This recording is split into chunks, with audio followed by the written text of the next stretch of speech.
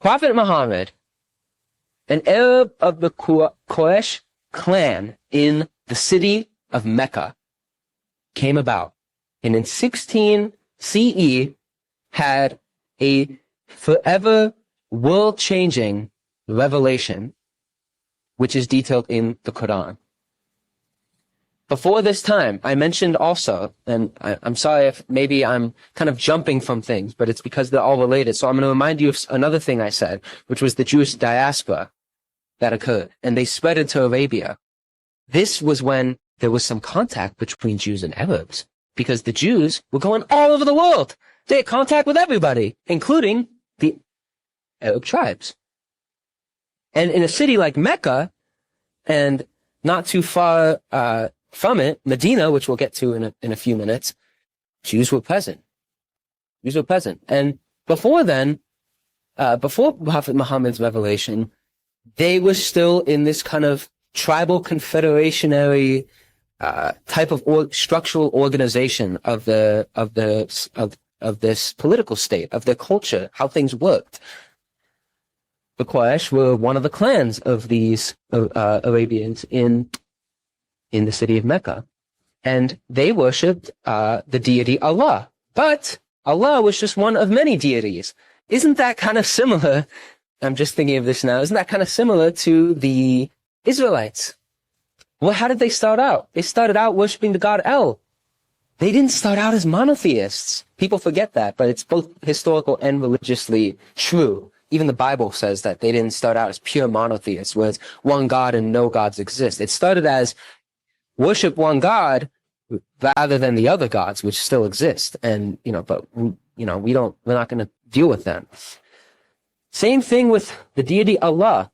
But in 610, through Prophet Muhammad's revelation, which he says he got a revelation from the angel Gabriel, one of the 3 archangels of the Bible. So for Muhammad, his kind of understanding of religious worship shifted dramatically into the Judeo-Christian point of view, because he's getting it from a character in the Bible, in biblical terms, talking about biblical stories, and in Prophet Muhammad's view, adding to the stories.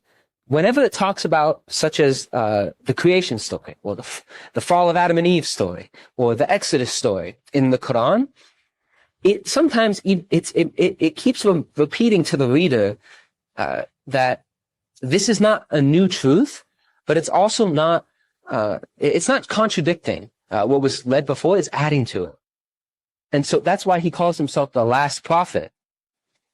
So the Prophet Muhammad, when he gets this revelation, he starts gathering followers in the city of Mecca, and he gets a few. And this is just the start of his revelation, by the way. His revelation continues on. It's not just he gets everything all in one shot. Boom!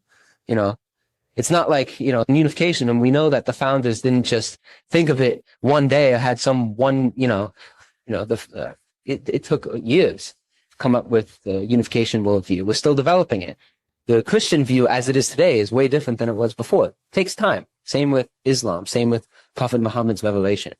So at some point, he decided to go into the city of Medina with his few followers. And from there, the revelation kind of shifts. A lot of historians talk about how in the Quran, there's kind of the more religious part of his revelation, and then there's the more political part of his revelation. Because what's very unique, and historian Tim McIntosh talks about this, about Prophet Muhammad as a religious leader, is that unlike most religious leaders, the Prophet Muhammad actually embraced political power. He saw it as a tool to fulfill the revelation that he felt he was given by Allah, given by God. So that's what he was focused on. So he started out by developing relationships with the head officials in Medina. And then eventually, him and his followers established the Constitution of Medina. Muhammad had a city under his control. He was still conducting raids in the surrounding areas, but this was a city that was in his control. And what's interesting is that when it was first established, it was kind of religiously tolerant. They tolerated other worship of other deities. But there were Jewish people present in the city. And when you have the Jewish people referring to God as Yahweh, and the Muslims referring to the same God as Allah, And you have the Jewish people directing their worship towards Jerusalem, and you have the Muslims directing their worship towards Mecca, the Black Cube, the holy pilgrimage site. It creates a huge difference in monotheism. It's huge. It's huge. You think I talked about earlier, oh, they have the Torah in common. Why are they fighting? Well, different cities, different names. One side is saying that there's an added revelation and is accusing the Jews and the Christians as people of the book, right? People of the book. That's what the Quran calls Jews and Christians as a general term. If you read it, I'm telling you, it goes so hard on it, because for him, it's like, oh, you had Moses, you had these prophets, you kept not listening, you kept stoning them, you kept not obeying the law, and most of you are people who are going to lead actual believers astray.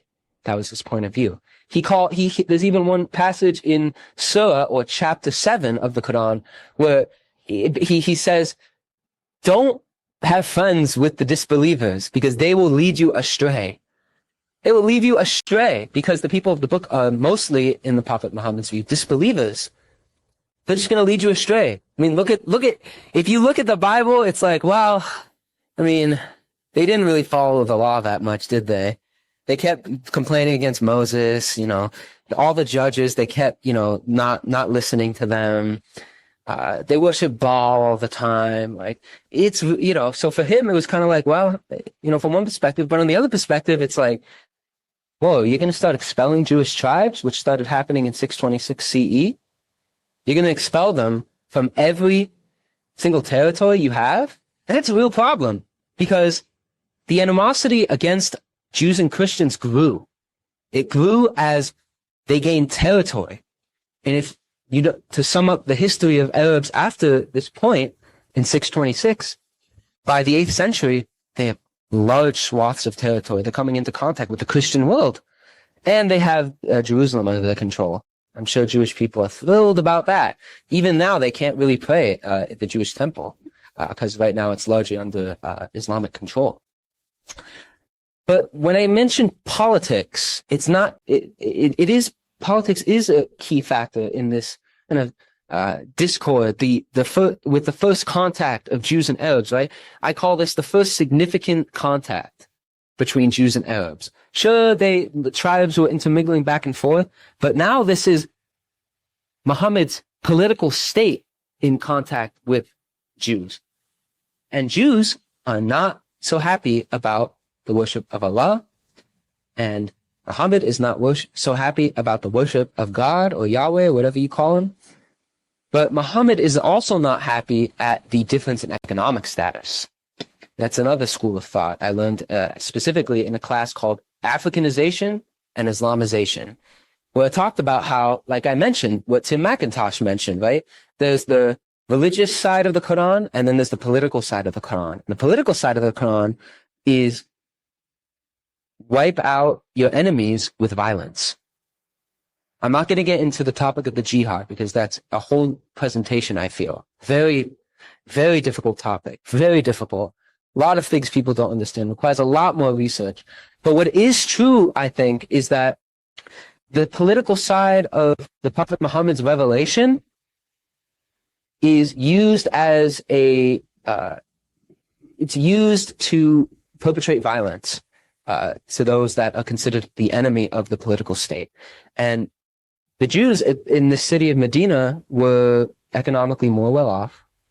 They had power before him, and they worshipped, another god. So for Muhammad in his political state, the best thing to do was to expel them. And that's what they continued doing. As they got more territory, they continued expelling Jews.